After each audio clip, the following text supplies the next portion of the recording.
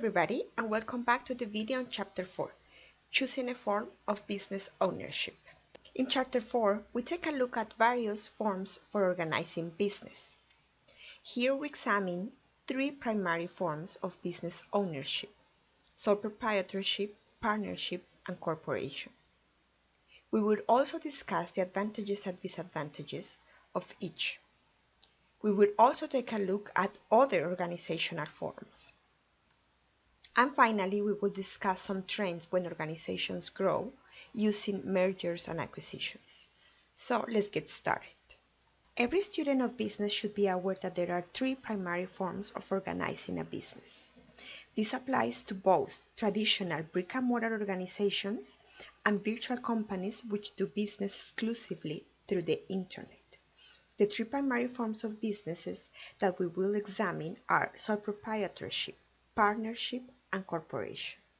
This table compares these three primary forms with other two forms: S corporations and limited liability companies.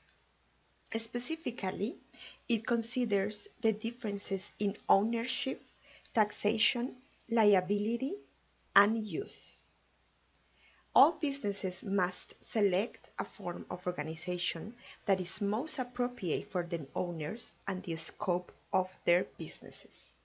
As you can see in these figures, proprietorship far outnumber corporations, 72 in comparison to 19. However, they net far fewer sales and less income than corporations. Businesses owned and operated by one individual are considered sole proprietorship, and they are the most common forms of business organizations, as we saw in the previous figures. Many focus on services rather than manufacturing, which requires large sums of money. Sole proprietorships are typically small businesses employing fewer than 50 people.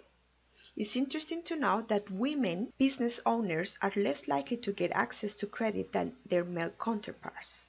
In many areas, small businesses make up the vast majority of the economy. Many local restaurants are sole proprietorship.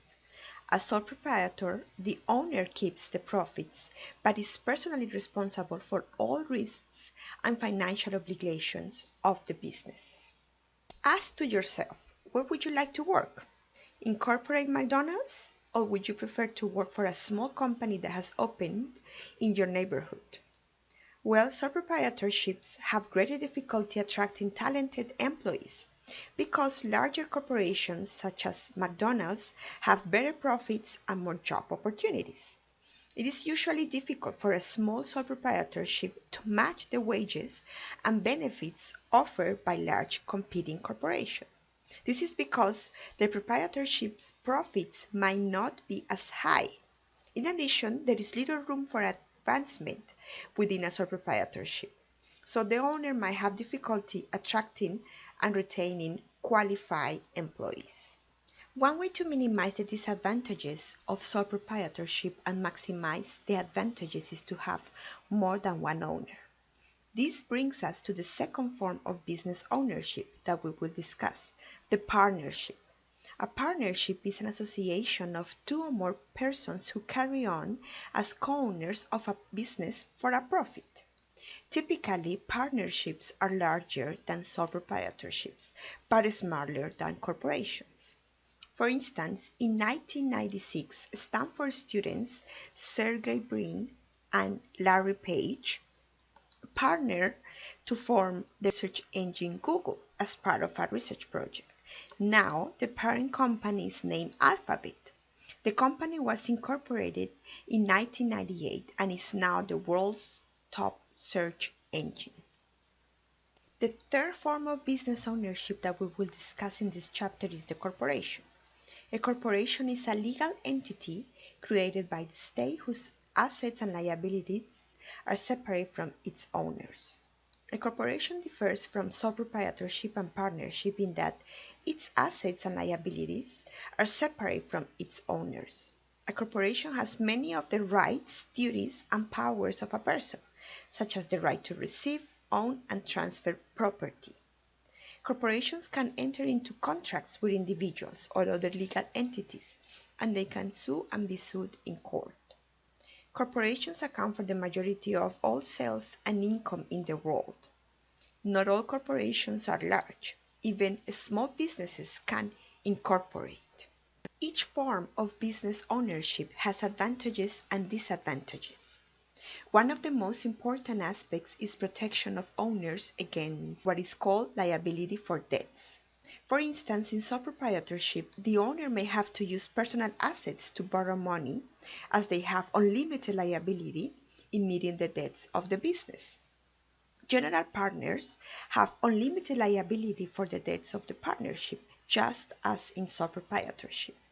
In contrast, in a corporation, the owners have limited liability, providing protection to shareholders in that the corporation's assets and liabilities are separate from its owners. Another interesting aspect is that income taxation varies according to the legal form. In the corporation, the company is taxed on its income and owners pay a second tax on any profits received as dividends. Finally, sole proprietorship are easy and inexpensive to form. Forming a corporation can be expensive and difficult. Usually, you need a lawyer. But a corporation can raise funds more easily by selling stock. Individuals are more willing to invest in corporations because of limited liability.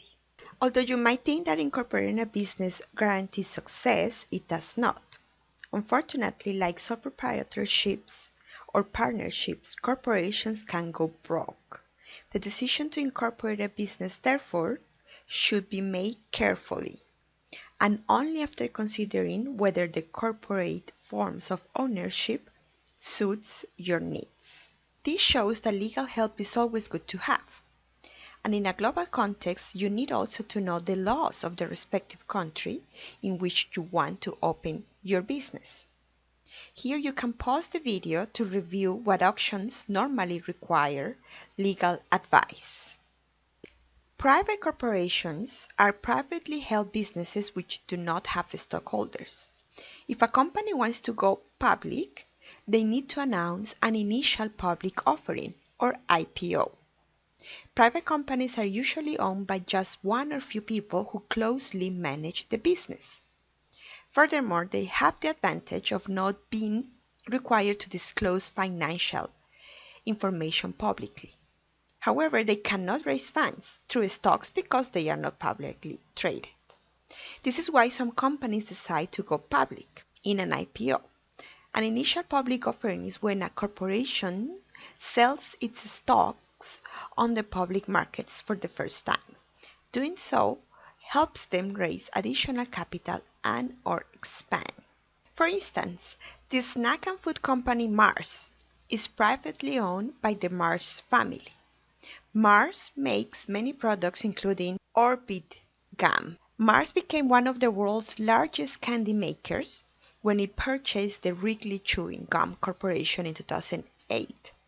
So although private corporations tend to be small, you should note that they also can be very large.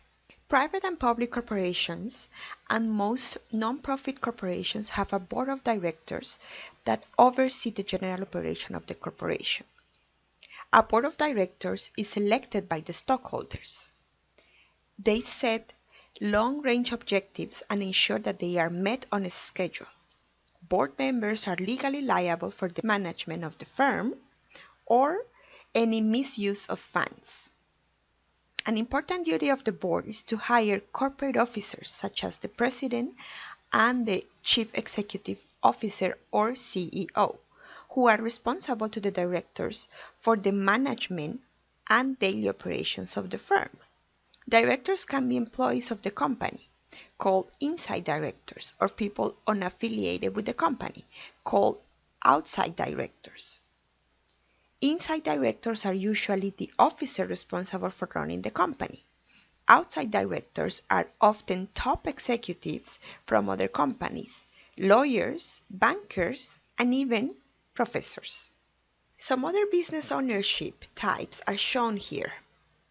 As we discussed before, A joint venture is a partnership established for a specific project or for a limited time. In a joint venture, control can be divided equally, or one partner may control decision making. They are used for ventures that call for large investments, such as development of new products or going into new markets. S corporations are taxed as if they were a partnership and have restrictions on shareholders. This limits double taxation and retains the limited liability benefit. S corporations are thus very popular with entrepreneurs and represent nearly half of all corporate filings. Limited liability corporations, or LLCs, are a form of ownership that provides limited liability and taxation like a partnership, but they place fewer restrictions on their members. They are considered a blend on the best characteristics of corporations, partnerships, and sole proprietorships. Lastly, cooperatives are organizations composed of individuals or small businesses that have banded together to reap the benefits or belonging to a larger organization.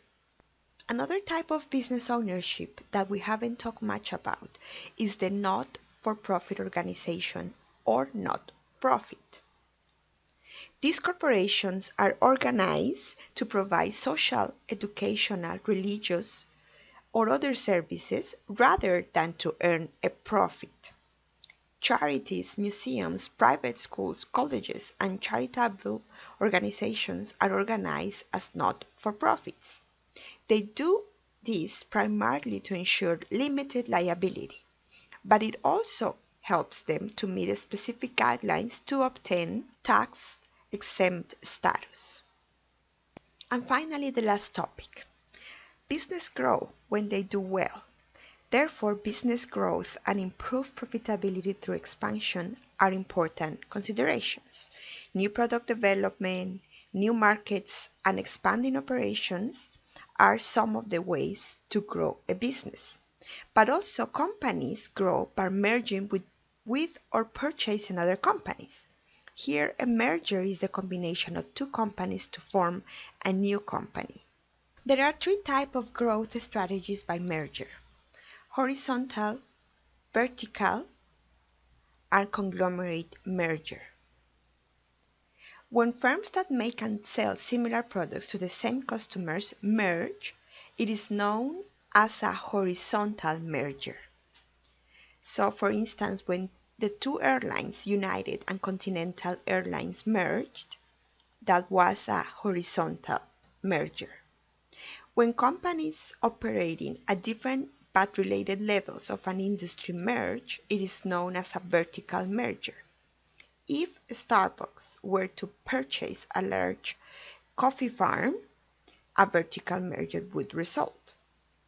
Finally, a conglomerate merger results when two firms in unrelated industries merge. Thus, if Burger King, for instance, were to purchase a pharmaceutical company, it would be a conglomerate merger. Or in the case of Samsung, where the group has many different industries under the same umbrella. Intel is an interesting example which you should watch for. Intel is serious about becoming an important player in the self-driving car market. They have teamed up with various companies, including car makers, to develop and promote solutions for autonomous vehicles. And now it is taking things to the next level by acquiring Mobileye. Mobileye is an Israeli company best known for supplying technology like sensors and cameras, which is used in Tesla's first-generation autopilot.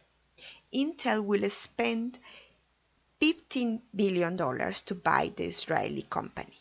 So I want you to think, is this a horizontal or vertical merger?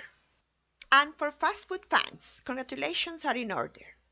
Burger King's parent company, Restaurant Brands International, has finally announced that it will purchase Popeyes for $1.8 billion. This will create a deep-fried, flame-grilled love child for all. So is this a horizontal or vertical merger? So this is everything for this video. I hope that this video helps with some of the topics for the chapter. Thank you for watching and see you in the classroom.